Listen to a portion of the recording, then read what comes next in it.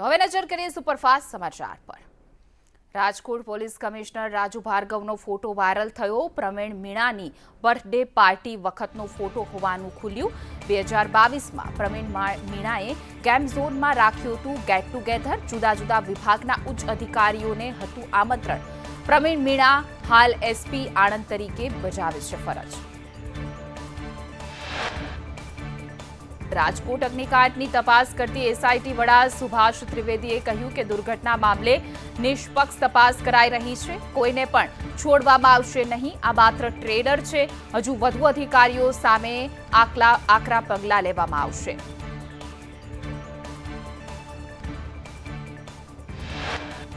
સુભાષ ત્રિવેદીએ કહ્યું કે ઘટના સાથે જ પ્રત્યક્ષ અને પરોક્ષ રૂપથી જોડાયેલા તમામની પૂછપરછ કરવામાં આવી રહી છે। જ્યારે જરૂર જણાશે ત્યારે જવાબદાર વ્યક્તિની પૂછપરછ કરવામાં આવશે।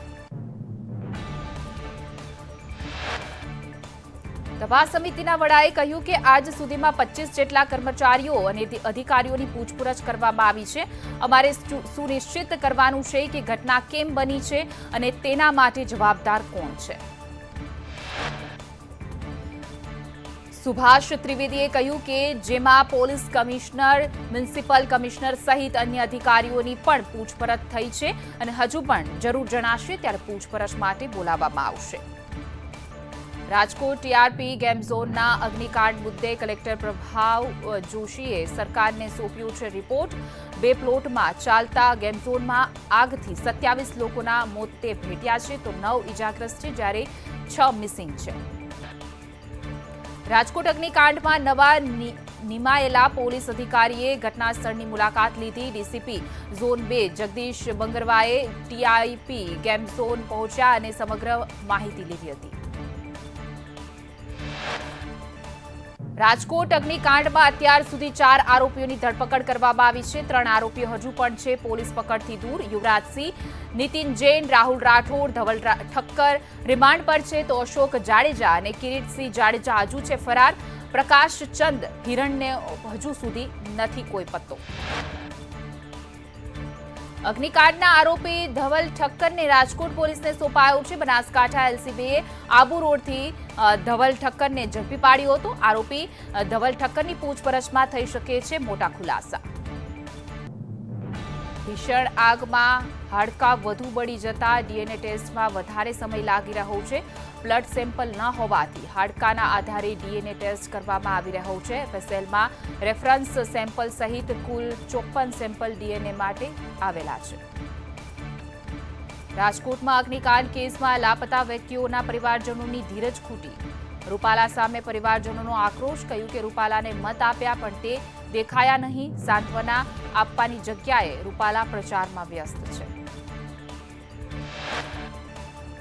સુરત જિલ્લા શિક્ષણ અધિકારીએ તમામ શાળાઓમાં ફાયર સેફટીના સાધનોની તપાસના આપ્યા છે આદેશ।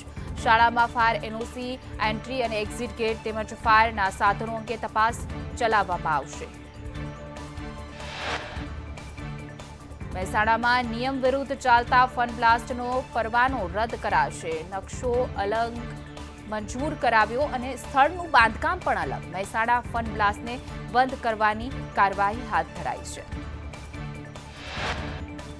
રાજકોટમાં ગેમ ઝોનના અગ્નિકાંડ બાદ સુરતમાં તંત્ર જાગ્યું। ફાયર એનઓસી રિન્યુ ન હોવાથી વિવિધ મિલકતો સીલ કરાઈ છે।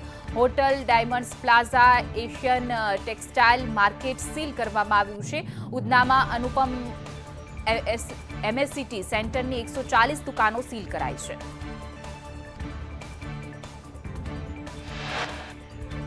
રાજકોટમાં ટીઆરપી ગેમ ઝોન અગ્નિકાંડને લઈને આરએમસીના ટીપીઓને કરાયા સાઇડલાઇન। ટીપીઓ એમડી સાગઠિયાનો ચાર્જ છીનવાયો।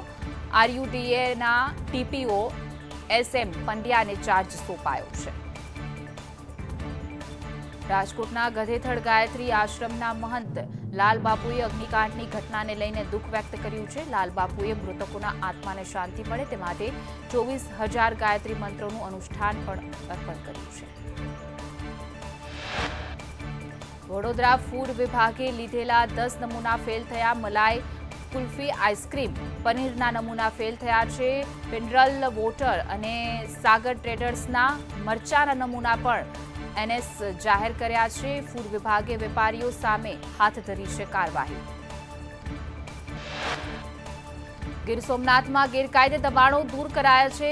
15,000 સ્ક્વેર ફૂટના વાણિજ્ય દબાણો દૂર કરાયા છે. ચોમાસામાં પાણી ભરાવાની સમસ્યાને કારણે જિલ્લા કલેક્ટરની આ કાર્યવાહી.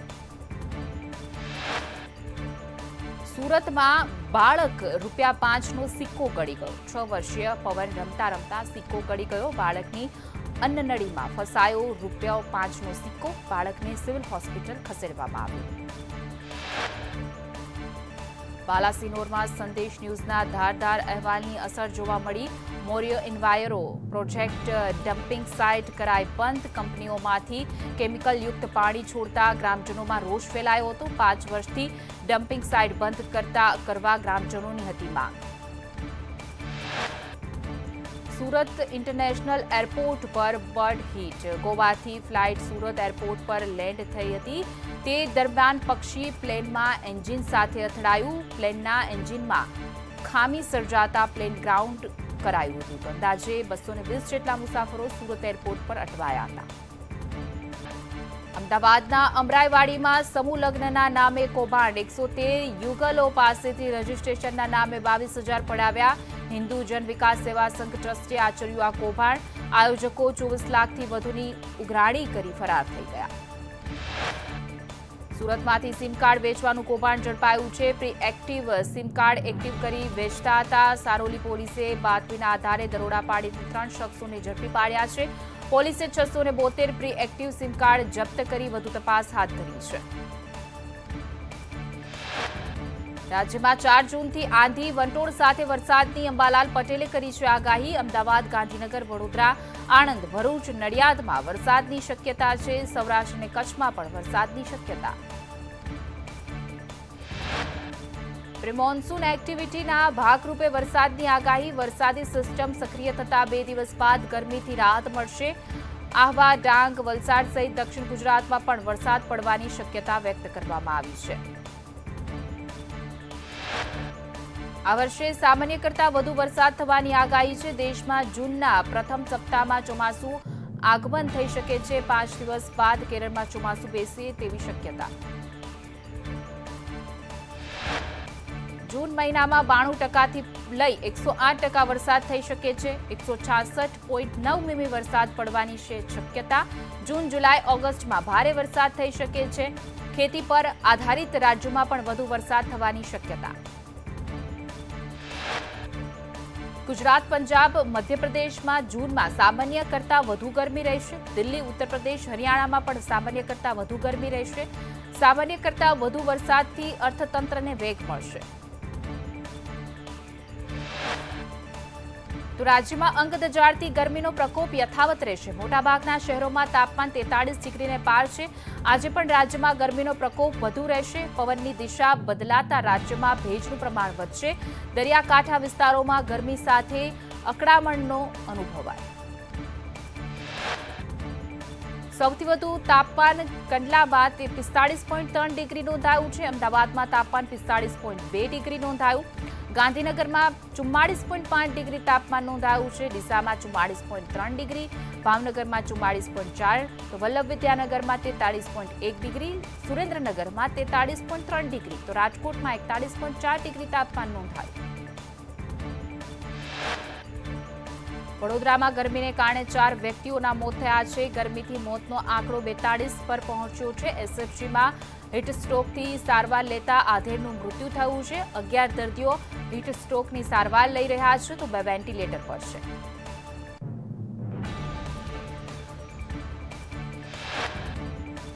રાજસ્થાન બોર્ડર પર લૂ લાગવાથી બીએસએફ જવાનનું મોત થયું છે. રાજસ્થાનમાં ગરમીએ હદ વટાવી છે. તાપમાન 51 ડિગ્રીને પાર પહોંચ્યું છે. 6 રાજ્યમાં ગરમીનું રેડ એલર્ટ યથાવત છે.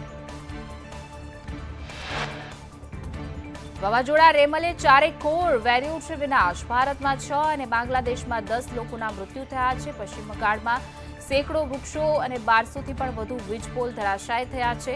તટ વિસ્તારના હજારો મકાનોનો છાપરા ઉડી ગયા છે. ચક્રવાત રેમલના લેન્ડફોલ વખતે પશ્ચિમ બંગાળમાં કેનિંગ અને બાંગ્લાદેશમાં મોગલામાં સૌથી વધુ અસર થઈ છે. બંગાળના મોટાભાગના દરિયાઈ પટ્ટીના જિલ્લાઓમાં મુશળધાર વરસાદ. મધરાત્રિએ રેમલની અસરને કારણે બંગાળના 24 પરગણા અને મેદિનીપુર, દીઘા અને કાકદ્વીપ, જયનગર, હુગલી અને હાવડામાં 60 કિલોમીટર પ્રતિ કલાકની ઝડપે પવન ફૂંકાયો હતો. ભારે પવનની સાથે આ જિલ્લાઓમાં વરસાદ પણ ખાબક્યો. ચક્રવાત રેમલની અસરને કારણે કોલકાતા શહેર જળમગ્ન બન્યું. ભારે પવન સાથે ધોધમાર વરસાદથી રસ્તાઓ પર પાણીની નદીઓ વહી વાહન વ્યવહાર અને જનજીવન પ્રભાવિત થયું.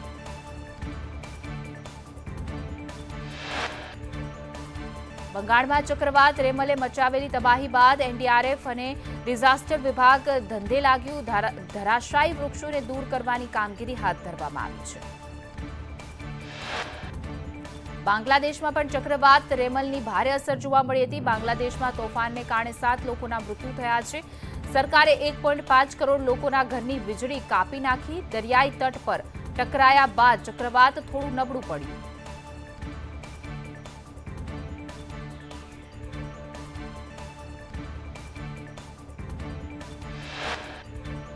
પાપુઆ ન્યૂ ગિનીમાં ભૂસ્ખલનને લીધે 2000 લોકોના મૃત્યુ થયા છે. પોર્ટ મોરેસ્બીથી 600 કિલોમીટર દૂર એંગા પ્રાંતમાં ભૂસ્ખલન થયું તો પહાડ પર થયેલા ભૂસ્ખલનમાં 2000 લોકો જીવતા દટાયા. વિદેશ મંત્રી એસ જયશંકરે દુર્ઘટનાને લઈને શોક વ્યક્ત કર્યો છે તો પાપુઆ ન્યૂ ગિનીની સરકારે રાહત કાર્ય માટે મદદ માંગી.